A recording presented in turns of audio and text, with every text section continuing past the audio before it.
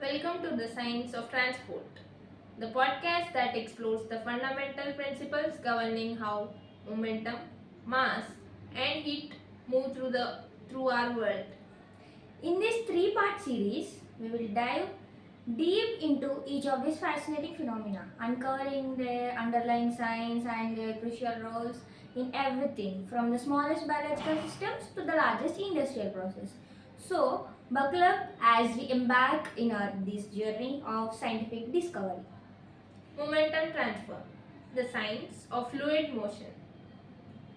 In our first hour, we are tackling momentum transfer, the seemingly simple yet incredibly complex science to how fluids move. So, what exactly the momentum transfer? Please think about it.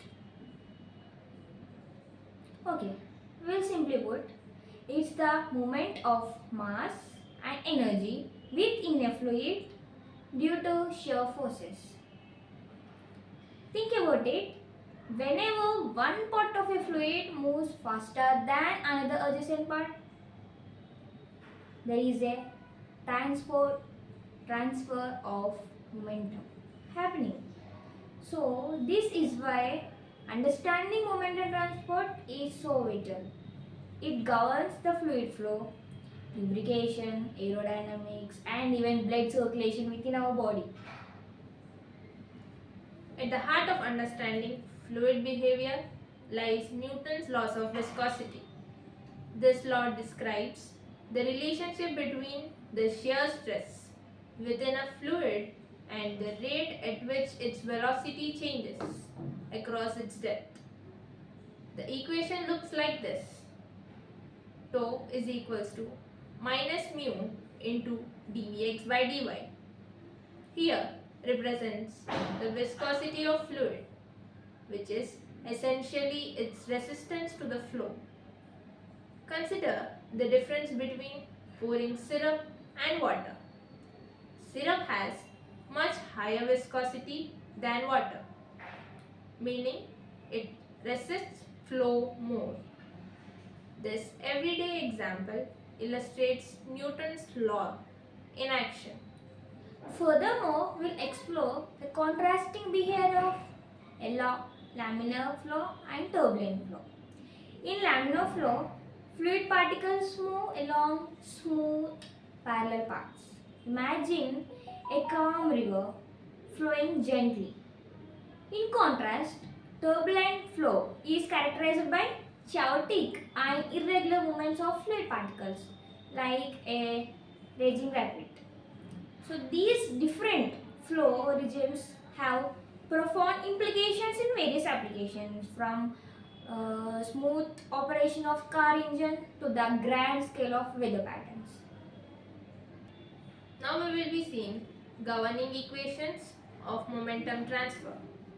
To mathematically describe the complex world of fluid motion and momentum transfer, we rely on powerful tools like Navier-Stokes equation. These equations are a set of partial differential equations that essentially provide a framework for understanding how fluid velocity, pressure, temperature, and density are related over time and space, while the full derivation is quite complex. Their importance in predicting fluid behavior is immense. So another crucial equation we are going to discuss. Can you guess what is it? Yeah, it's the Bernoulli equation. This principle describes the relationship between the pressure and the velocity of moving fluids. In simplified terms, it states that as the speed of fluid increases, its pressure decreases and vice versa. So this principle is fundamental to understanding lift in airplane wings. Lastly, we have Reynolds number, Re. This dimensionless number is a critical indicator of whether a flow will be laminar or turbulent. This equation for the Reynolds number is Re is equals to dV rho by mu.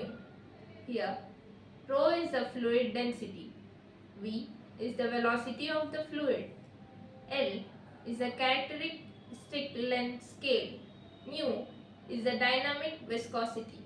Generally, a Reynolds number below 2000 suggests the laminar flow and above 4000 suggests a turbulent flow. This region in between the transition is often known as transitional flow regime. Momentum transfer is intrinsically linked to both mass transfer and heat transfer. So now we are dive into the world of mass transfer, exploring how molecules move and mix. Can you please explain what is mass transfer and how it is taking place? Now we will be seeing about mass transfer, the process by which molecules move from one location to the another due to the concentration differences. Now, will you be please introducing us the mass transfer concept? Yes. So as its core, mass transfer is driven by a simple principle. Okay, that is molecules tend to move from the areas of high concentration to the areas of low concentration. So think about smelling perfume spreading in the air or the way oxygen diffuses into our blood. Think about that. What is a phenomena? What is the concept behind this? So these are everyday examples of mass transfer in action. It's a fundamental process in activities as common as breathing and cooking and as crucial as industrial chemical separation. It's important to distinguish between mass transfer from the momentum transfer. While momentum transfer is driven by the velocity gradients and mass transfer is driven by the concentration gradients. In other words, while momentum transfer deals with the bulk movement of the fluid due to differences in velocity, and mass transfer focuses on the movement of specific molecular species within the mixture due to the difference in the concentration. So there are two primary modes of mass transfer. So what are they? Molecular diffusion and convective mass transfer. So diffusion as described by the Fick's law, which is the momentum of molecules due to their random thermal motion and the presence of concentration gradients. So this Fick's law can be expressed as J is equals to minus D into dC by dx. So can you please explain the terms in Fick's law? Here, J is the molar flux, the rate of transfer per unit area. D is the diffusion coefficient, a measure of how easily a substance diffuses through the another. And the fraction dC by dx is the concentration gradient. As mentioned earlier by her, that perfume spreading in air and oxygen diffusion in blood are classic examples of the diffusion. Okay, now we are going to discuss about the convective mass transfer. So what is it? Convection, on the other hand, involves the transport of mass due to the bulk motion of a fluid. So this is a much faster mode of mass transfer compared to the diffusion alone. So imagine stirring sugar into the coffee.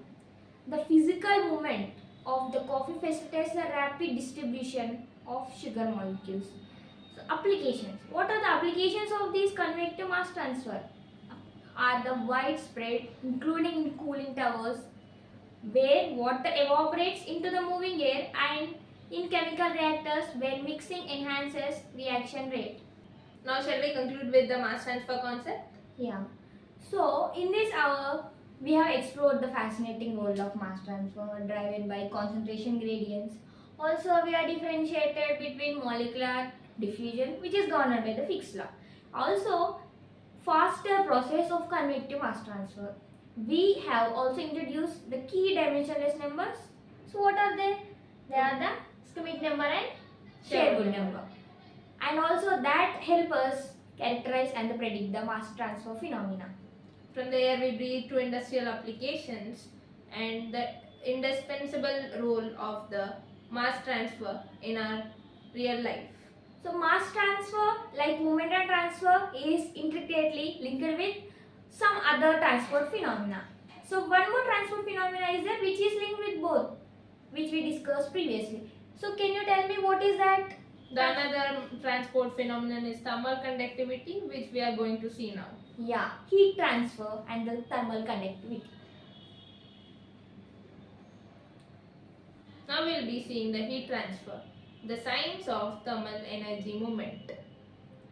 So we are diving into the heat transfer, the movement of thermal energy due to temperature differences. So what is heat transfer? Can you please give some introduction regarding heat transfer? Yes. Heat transfer is a fundamental process that governs a vast range of phenomena, from the warmth of the sun on our skin to the operation of power plants and cooling of our electronic devices. It is evident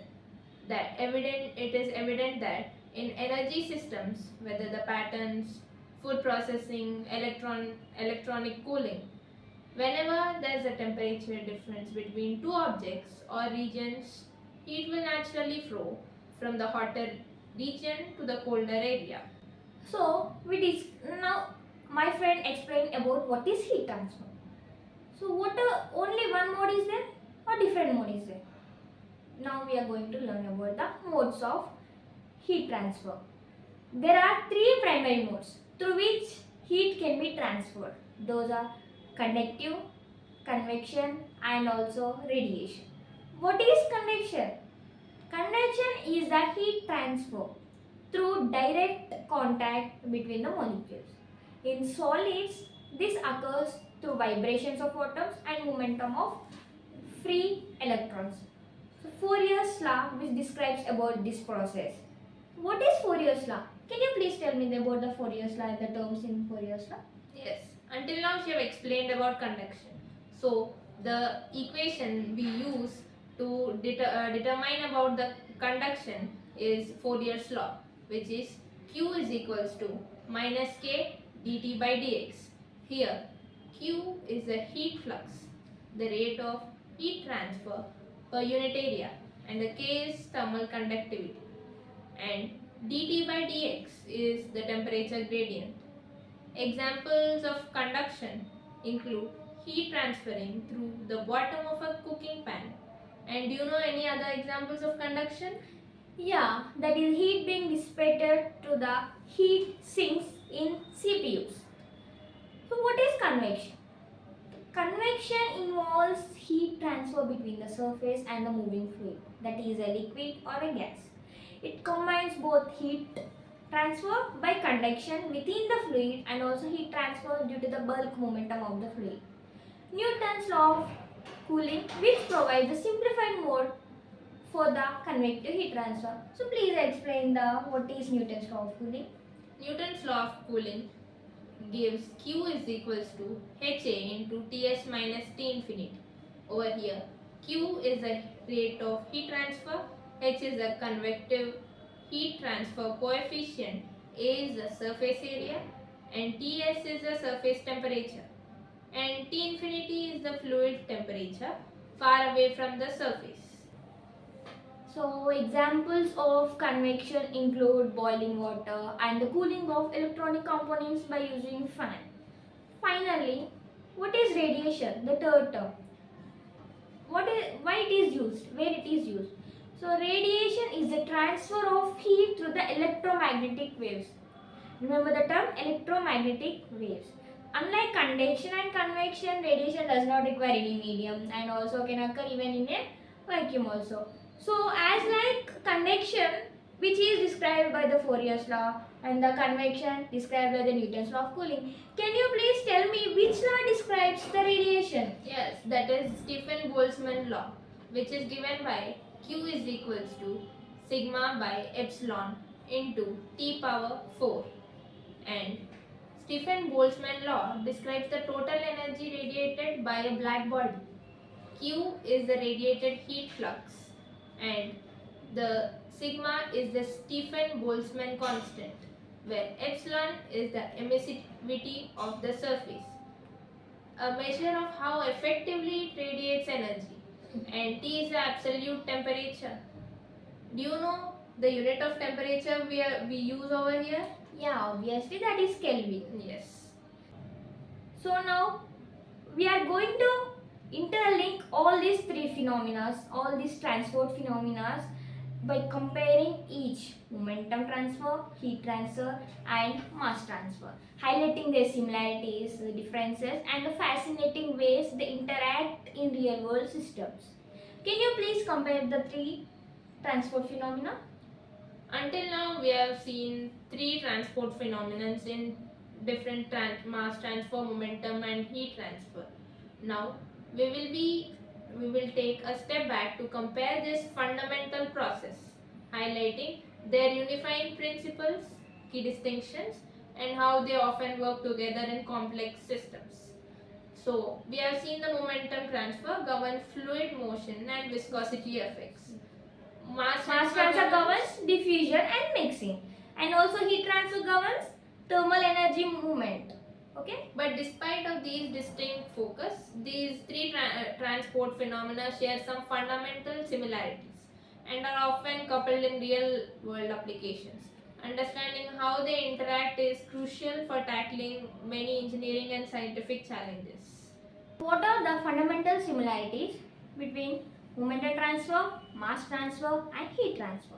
One of the most significant similarity is that, can you tell me that what is the most significant similarity? Yes, all the three are governed by the gradient driven transport. Yes, obviously. Momentum transfer is driven by the velocity gradient and mass transfer is driven by the Concentration gradient. and heat transfer is governed by The temperature gradient. Yes, this means that driving force for each process is the difference in the respective property, either velocity, concentration or temperature across a distance. Furthermore, all the three involve molecular interactions and fluid mechanics to some extent. Even in seemingly simple diffusion, molecular collisions play a crucial role. And in convective mass and heat transfer, the bulk motion of the fluid, governed by the momentum transfer, significantly enhances the transport of the mass and energy. Yeah. Can you please mention the key differences? Yeah. Till now we learned about the similarities. Now we go for the differences. So what are the differences? Despite these similarities, the nature of what is being transported and the forces driving the transport lead to key differences. As we have already discussed, the driving forces themselves are distinct. Moreover, the key equations that describe the fundamental relationships are different. Can you please tell me the fundamental equation which differs these three properties? Yes. For momentum transfer, it is tau is equals to minus mu into du by dy. And for mass transfer, it is J is equals to minus d dc by dx. And for heat transfer, it is Q is equals to minus k dc by dx. dt by dx. So additionally, these dimensionless numbers used to characterize each process are unique, reflecting the relative importance of different physical properties. Like momentum transfer utilizes the Reynolds number and also friction factor. And mass transfer employs the Schmidt number and Sherwood number. And heat transfer relies on the Prandtl number and Nusselt number. So these three dimensionless numbers highlights the distinct relationship between the fluid properties like viscosity, density and thermal conductivity and mass diffusivity for each transfer. Yes. So we learned the similarities, differences of all these properties. Can we go for the applications of all the different properties? Yes, now we will see the applications in multi-transport systems. Yeah. So in many real world systems, momentum, mass and heat transfer occur simultaneously and also are intricately coupled. Consider the boilers and the condensers. So where heat transfer is used to change the phase of fluid and leading to mass transfer as vapor is generated or condensed, and fluid flow, which is momentum transfer, facilitates the entire process. Do you know that human body is another excellent example? The blood flows delivery of oxygen and nutrients and removes waste products, which is of mass transfer, and while the regulating body temperature, which is heat transfer. And we'll see blood flow, it is a mass transfer, momentum transfer, and these processes are all interconnected and are really essential for life. Yes. In advance also, aerospace and the energy systems, all three transport properties are often critically important.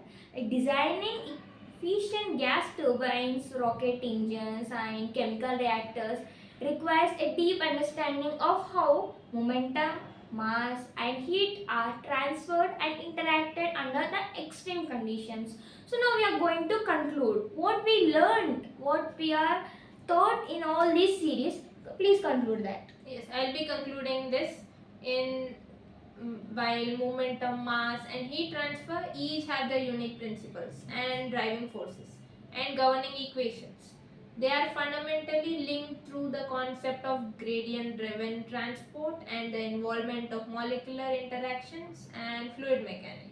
Also, understanding all these three together is of paramount importance for engineers and scientists working to solve complex problems in a wide range of fields. By recognizing their similarities, appreciating their differences, and also acknowledging their interconnections, as we gain a more comprehensive understanding of the world around us and develop innovative technologies which is used for the future.